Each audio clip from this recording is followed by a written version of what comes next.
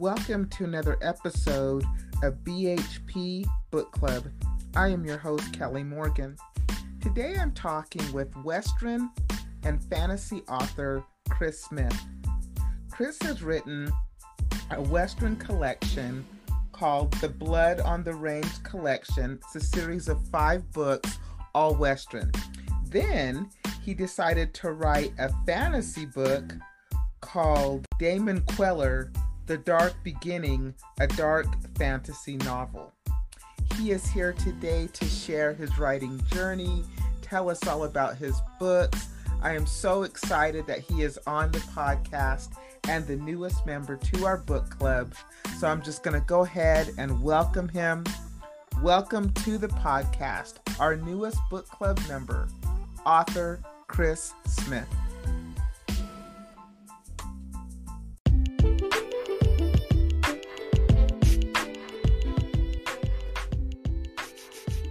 Chris, thank you so much for being the newest member to the book club and coming on the podcast. Welcome. Thanks for having me, Kelly. Great to be here. I'm so excited to speak with you. I don't think I've ever had an author that writes Western as a genre. So I'm excited to talk to you about all your books. And before we get into that, and we will get into all of them, I always like to find out about your writing journey, right? And so how did it come that you would, take these ideas that you had and turn them into actual books? What was that like for you? Good question. Well, I've always been a reader growing up. I used to read Robert Ludlum, Dick Francis, Agatha Christie, and of course Louis L'Amour. And obviously Louis L'Amour impacted me the most, I think. So when I always had writing a book as a bucket list item, and I just started writing one day, and it turned into a Western. So I guess here we are. It took a while to get it out there.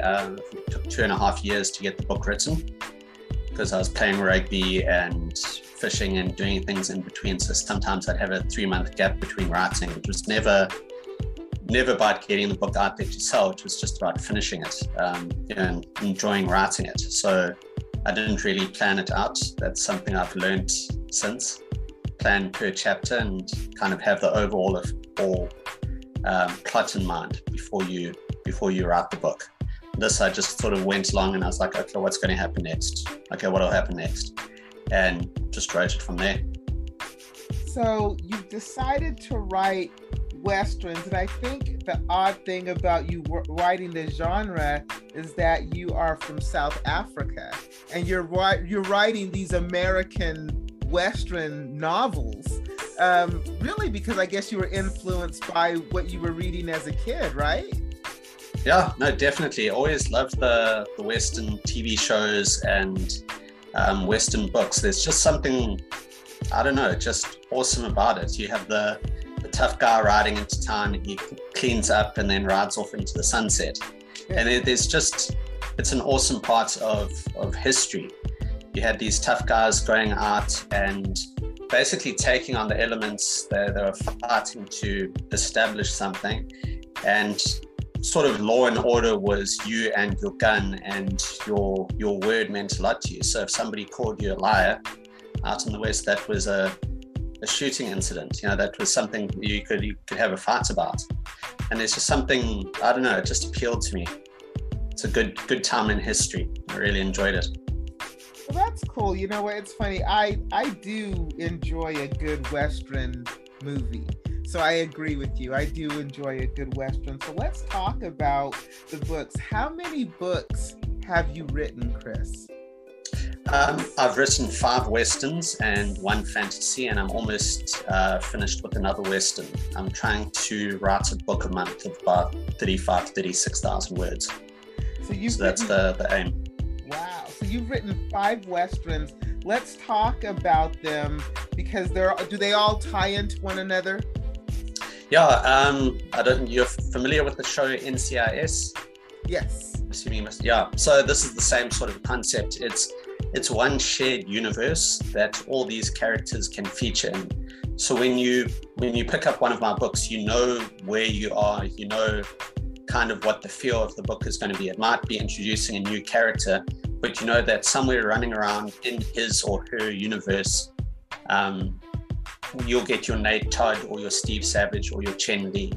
So the books behind me here, the first one was Caught in the Crossfire, and that was about a down on his luck cowboy who's panning for gold and then meets this girl he really likes and gets roped into a range war because of that. And I really enjoyed writing about the character, so I wrote a sequel called Blood on the Range, The Breaking of a Bad Man.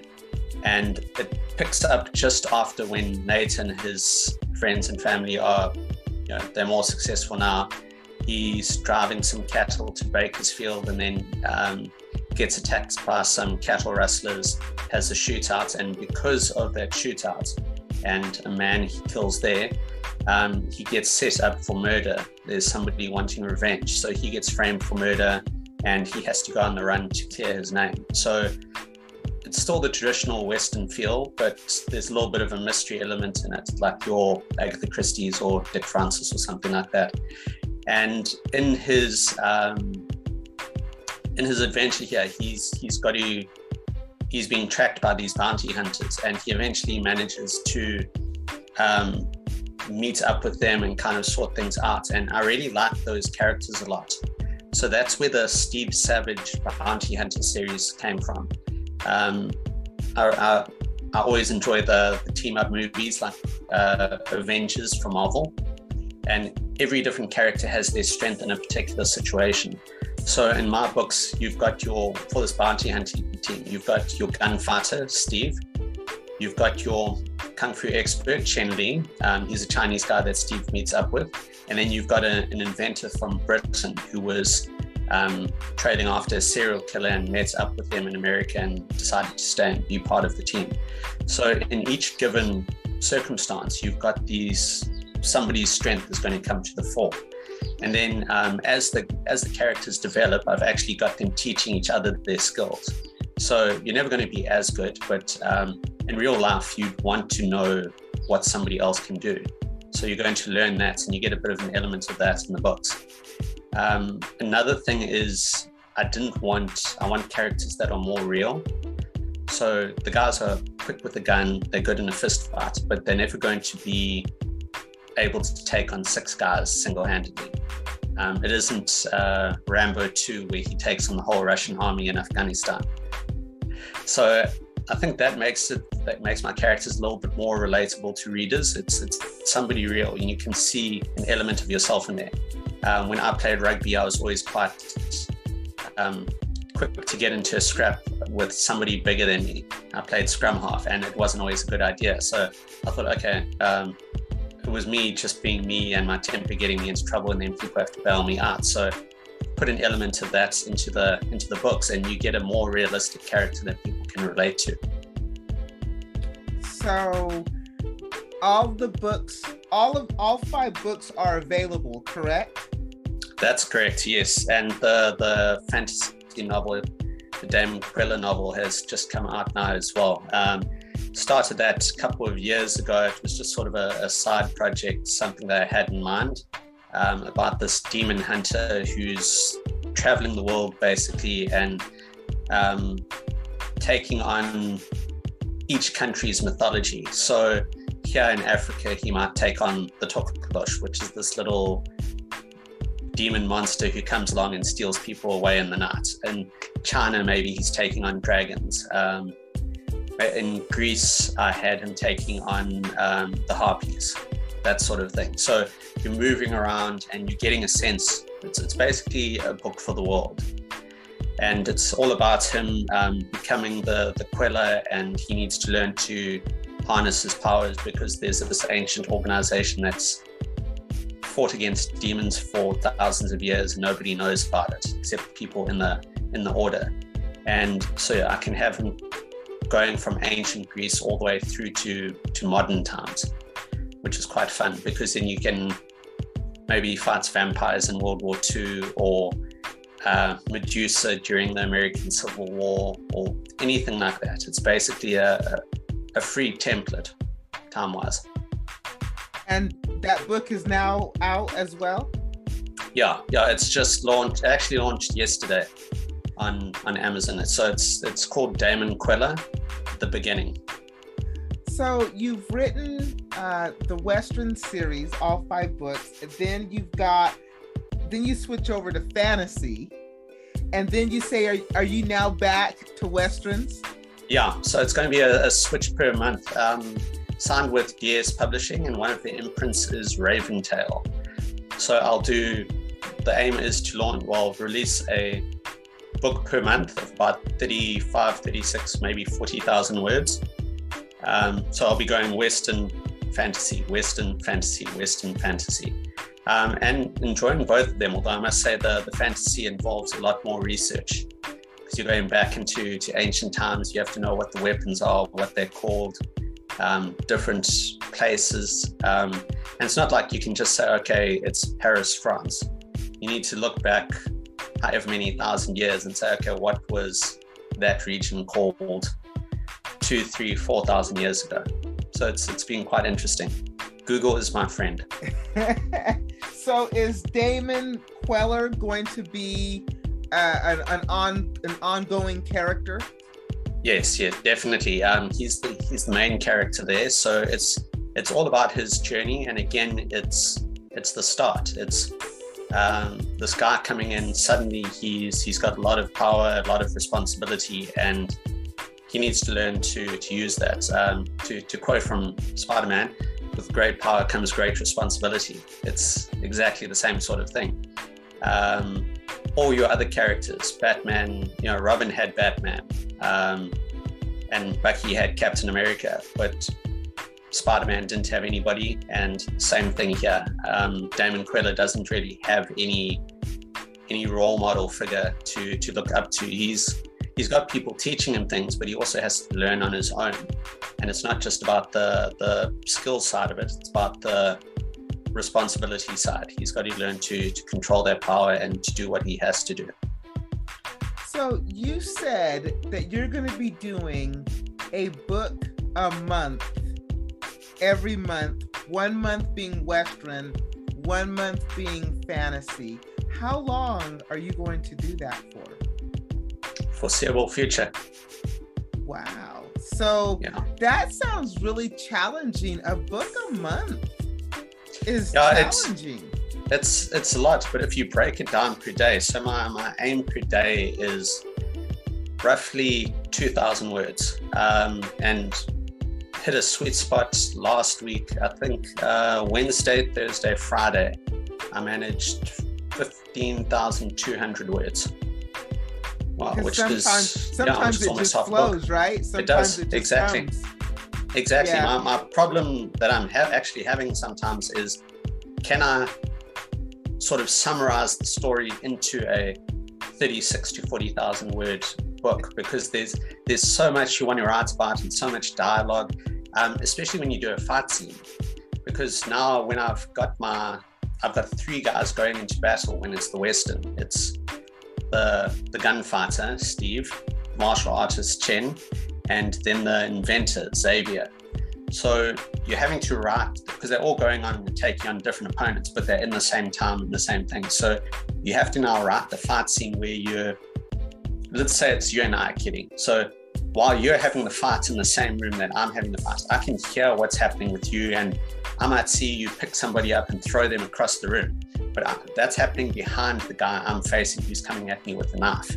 So you've got to try and sort of tie it in like that, but also not stretch the fight scene out for chapters and chapters and chapters. So that's more the challenge at the moment, because I actually get into it, and quite often I find myself acting out the fight scenes. So I'll think, okay, I'm going to be stabbing this guy. If I stab with my right hand and he dodges and he pivots to his left, it's going to go past the right hand side of his body, and he can grab across with his left hand, or do this with his right hand, or he's going to take the knife and throw it over the shoulder, that sort of thing. So I try and put a lot of detail into the fights, but you also have to pull back and think, okay, I've only got 40,000 words for this book. How do I condense a whole story? Because it can't always be fight scene. It's like moving pieces on a chessboard. You need to know why somebody got to a particular point. Let's say you and I go to town, and we go to town and we see a bank robbery, and we end up catching 2 bank robbers. That's the trunk. I always look at stories as a trunk and branches. Now, the branches of the story are, why did we go to town? How did we go to town? Did we walk? Did we drive? Did we go on a scooter? Did we ride a horse to town? And then what was our purpose? Why were we near the bank? Were we going to the bank? Was it you needed to deposit money, or I needed to deposit money, or we just went to buy comic books at the store near the bank, and then we saw these robbers? Why did we attack them? Why did we try and stop them? Is it because they hurt somebody we know, or they went at us for our wallets, or whatever the story might be? So there are lots of different avenues that can flow off that. You need to put your characters into position to do what they have to do to get the story to flow. Yeah, you actually really do. And I never really thought about the fight scenes in a Western, but you're absolutely correct.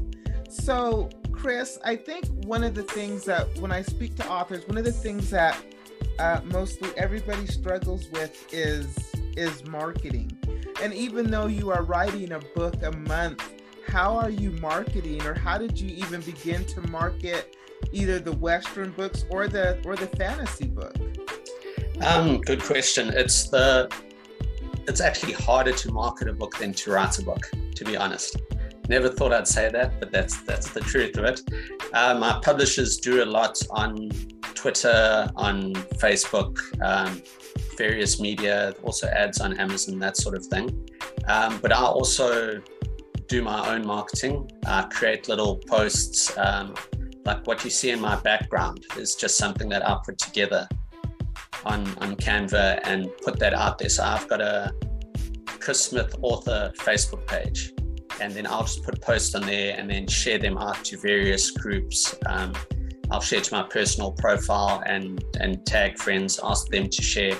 I think the best way to get word out is word of mouth, and also other people promoting you rather than you promoting yourself. Mm-hmm. It means a bit more. But I use LinkedIn, I use Facebook, I use Twitter, and I use Instagram just to try and get the word out there. Do you find it difficult to find the target audience that is looking for that Western or that fantasy genre? Yeah, it is quite hard. The really good thing is Facebook has particular pages. So there's a Western fiction fans page, or like 2 or 3 of those. And now that I've done the fantasy, I need to see if there's a fantasy fan page to go out and do that. But it is kind of hard to hit that niche target audience. Most of the time you're marketing to groups like Amazon eBooks, Kindle Unlimited, Kindle fans, Kindle book readers, Bookworm Club, that sort of thing. And you don't know exactly what people in those groups are going to want. But the way I see it, it's like fishing. If you don't have your line in the water, you're not going to catch anything. So I'd rather reach out to 100,000 people and have 1 or 2 pick up the book than not reach out at all. Another thing that seems to actually have some traction is releasing the new books. If you take a look at the latest book, I think it's ranked 103,000 overall in Kindle books. And when you get that succession of new releases, it seems to boost the popularity of that book. It just gets a lot more advertising, I think, through the algorithms on Amazon. But you find you get a lot of back sales as well. So when I release my next Western, that one will do really well. And you'll get a few sales because people say, oh, okay, this is actually book 4 in a series. What other books are related? Let's go check out the author. And then they'll see there, bang, 1, 2, 3, 4, 5, 6 other books. And having more books also seems to give you a lot more credibility. Yes, I would agree. Because now people are saying you're not a one-off. Right. You're actually writing, you look more, I guess, like a legit author. Not that anybody that writes a book isn't a legit author, but for aesthetics, having more in your arsenal looks better, right? Exactly. Having 5 books looks better than having 1 book. 100%. It's the same as if you go to a bank and you walk into a bank that is 1 room big and it's in the back room of somebody's house. And then you walk into a bank, which is this huge, massive building with marble countertops, security at the door, all these smartly dressed tellers. It's just, there's a little bit more credibility with that one. Right. Yeah, so it makes sense. I never really thought about it, but yeah, you're absolutely right. Well, Chris, I thank you so much for being on the podcast and sharing your books with us and sharing, your insights to marketing. I did want to find out though, before you got with the publisher that you have now, did you self-publish any of your books? Oh, she's Kelly. That was quite something. So I wrote the first book and I thought, okay, cool. I've written this book. It's 104,000 words. It's awesome. Everybody's going to want my book. Okay, what do I do with it? I'd never heard of a literary agent. I didn't know how to approach publishers. So I found a list of literary agents and publishers on the net, and I just started contacting people and contacting. And everybody's got a different submission guide. Some people want the whole book. Some people want the first chapter. Some people want a sample. It was probably emailed over 120 people and had 120 rejections. So it was just like, thank you very much. But when they actually bothered to respond. So it was this very nice book, but unfortunately the Western genre is not for us. It's not something we go for, this, that, and other. So I thought, okay, cool, I'll self-publish. I'm really over this now. Looked it up and finally got my book onto Amazon and got a really nice review after a while, 5-star review from a guy called Cole Wren. And he said, I don't usually write reviews, but I really enjoyed this book. It reminded me of the Westerns from the 60s and 70s, which is exactly what I was going for. And I'm looking forward to the next book from the author. So I got hold of this guy. We chatted a bit on Facebook, and he pointed me in the direction of another publisher. So got hold of them and they signed me up. And boy, was that a mistake, because I've spoken more to you today on Zoom than I ever spoke to them. There was no interaction. There was no feedback. Sales were poor. There was no marketing. Nothing was happening. And then, so I just thought, okay, that's it. I'm never writing another book again. Then COVID came along and they went under. Bad for them, good for me, because my rights were back with me. I only found out because somebody said my books were unavailable. So I had to write to them and say, listen, there seems to be a problem with my books on Amazon. Nobody can buy them. And they wrote back and said, apologies, due to COVID circumstances, we have gone out of business. And that was like sort of 3 weeks after the fact. So all my rights reverted to me, and I thought, okay, do I self-publish again now, or do I try and find somebody else? And this time I got a little bit smarter. I Googled publishers of Western novels. So my list went from a couple of thousand to about 19. So I just thought, okay, let's give it one more go. If it doesn't work, I'll self-publish.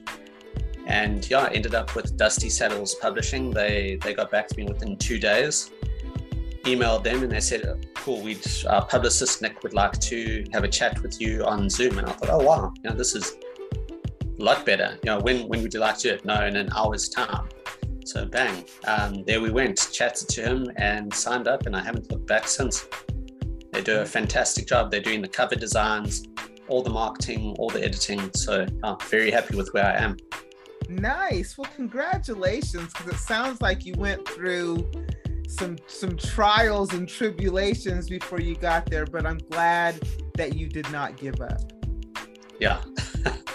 Trials and tribulations, putting it mildly. But you are here, and now look, I'm here. You're doing a book a month, and that says something. So congratulations to you. So Chris, thank you so much for being on the podcast. I truly enjoyed speaking with you. When your next book comes out, because you're doing one a month, and that's a lot. But when in the future, I'd love for you to come back so we can see where you are in the series of books. Oh, for sure. Would love to come back. Thank you so much, Kitty. Really enjoyed being with you this morning. Well, your evening, my morning. Yeah, because, the time difference between us is great, but I'm glad we could spend this time together. Thank you so much. Thanks, Kelly.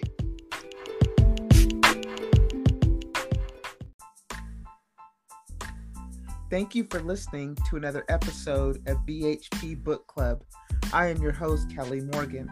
I just wrapped up with author Chris Smith as we talked about his Western novels, the Blood on the Range collection, as well as his new fantasy novel, Damon Queller, The Beginning, a dark fantasy novel. All of his books are available on Amazon. Chris also said that he's going to be writing a book a month. 1 month it will be a Western book. The next month it will be a fantasy book. I wish him all the luck on his venture, and I congratulate him. If you are an author and you would like to promote yourself and your book on the podcast, it's really simple. Go to my website, brightheadedpublishing.com. Go to the contact section, drop me a note, get in touch, and the next thing you know, you could be on the podcast promoting yourself and your book, just like Chris did. I can't wait to meet you, and I hope that you would want to be a member of our ever-growing book club. Next week, another author, another journey, a new book. But until then, keep writing.